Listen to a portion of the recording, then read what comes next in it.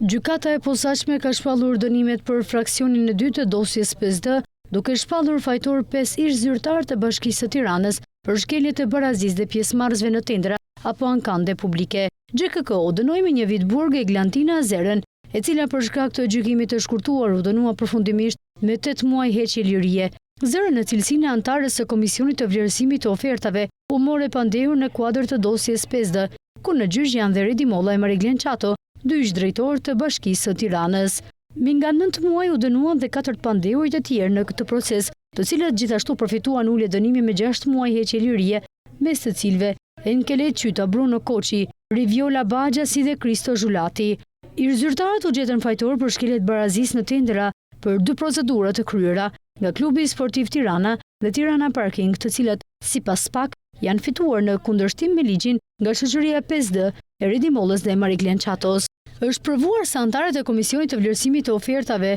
nuk kanë ushtruar në përputhje me ligjin detyrën e tyre për vlerësimin dhe klasifikimin e ofertave, por kanë vlerësuar dhe klasifikuar në kundërshtim me rregullat e prokurimit publik, Bashkimin e Operatorëve Ekonomik, VAS Construction SHPK dhe Roku Guest, të cilët kanë qenë të parasaktuar për të shpallur fitues nga e pandehura Eglantina Azere, ku përfitues të tenderave ishin drejtorët e bashkisë, një herësh pronar faktik të kompanisë PSD. Kujtojmë që më 28 maj GKK-u dënoi dhe për këtë çështje dhe drejtoreshën e Klubit Sportiv Tirana, Debora Keqi dhe 3 të tjerë, Teuta Guri, Renaldo Gjerazi dhe Jetjon Mera.